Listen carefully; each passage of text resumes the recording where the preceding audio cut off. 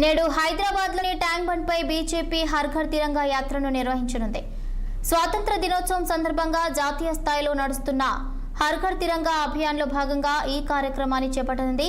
ప్రధాని నరేంద్ర మోదీ పిలుపు మేరకు దేశవ్యాప్తంగా ప్రతి ఇంటిపై జాతీయ జెండా ఎగురవేసి దేశభక్తిని ప్రదర్శించాలని లక్ష్యంగా పెట్టుకుంది.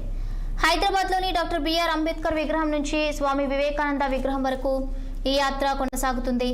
ఈ కార్యక్రమంలో బీజేపీ రాష్ట్ర అధ్యక్షుడు ఎన్ రామచంద్రరావు, కేంద్ర మంత్రులు జి కిషన్ రెడ్డి, బండి సంజయ్ కుమార్తో పాటు పలువురు నాయకులు పాల్గొననున్నారు.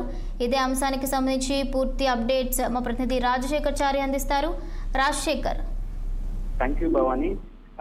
ప్రధాని నరేంద్ర మోడీ పిలుపు మేరకు దేశవ్యాప్తంగా కూడా హర్ ఘర్ తిరంగా ర్యాలీలు కావచ్చు, యాత్ర కావచ్చు ప్రారంభించింది బీజేపీ.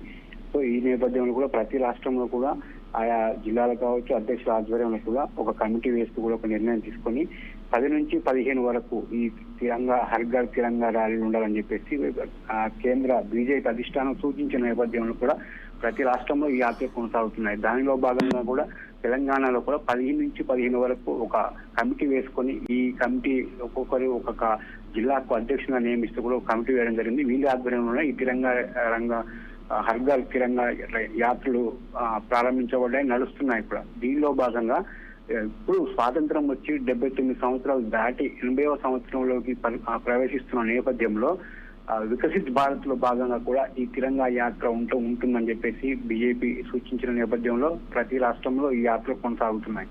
ఇక ఈ నేపథ్యంలో హైదరాబాద్ ఈ రోజు ట్యాంక్ బండ్ పైన ఉన్నటువంటి అంబేద్కర్ స్టాచ్యూ నుంచి లిబర్టీ నుంచి మళ్ళీ వివేకానంద స్టాచ్యూ వరకు ఈ హర్ ఘర్ తిరంగా ర్యాలీ ఉండబోతుంది 3 గంటలకి ఈ రోజు.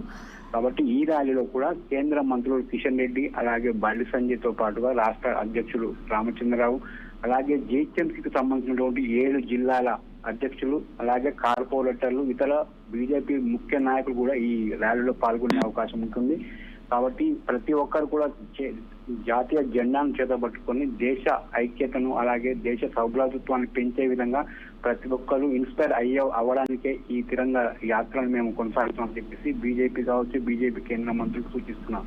కాబట్టి ప్రతి ఒక్క పౌరులో కూడా దేశం మీద గౌరవం పెంచడం కోసమే ఈ యాత్ర ఉంటున్నాయని చెప్పేసి చెప్పడం జరిగింది. గత 2 రోజుల క్రితమే ఆల్రెడీ 1 వీక్ క్రితమే ఈ యాత్రకు సంబంధించినటువంటి ఒక షెడ్యూల్ ఖరారు చేసి ప్రతి ఒక్క ఇన్ఛార్జిని నియమించడం జరిగింది. ప్రతి జిల్లాలో కూడా కేంద్ర జిల్లాలో కూడా ఈ యాత్ర కొనసాగించాలి. యాత్ర కొనసాగించిన ప్రతి ప్లేస్ కి కూడా ఒక చీఫ్ గెస్ట్ ను నియమిస్తూ కూడా తెలంగాణ రాష్ట్ర సంబంధించిన బీజేపీ శాఖ ఒక షెడ్యూల్ ఖరారు చేసింది. సో ప్రతి జిల్లాలో ఒక గెస్ట్ వెళ్ళాలి. అది ఎమ్మెల్యే కావచ్చు, ఎంపీ కావచ్చు, లేదా జిల్లా అధ్యక్షులు కావచ్చు. ఆ యాత్రలో పాల్గొని ఆ యాత్రను విజయవంతం చేయాలని చెప్పేసి బీజేపీ ఒక షెడ్యూల్ ఖరారు చేసుకుని దాని ప్రకారం ముందుకెళ్తుంది.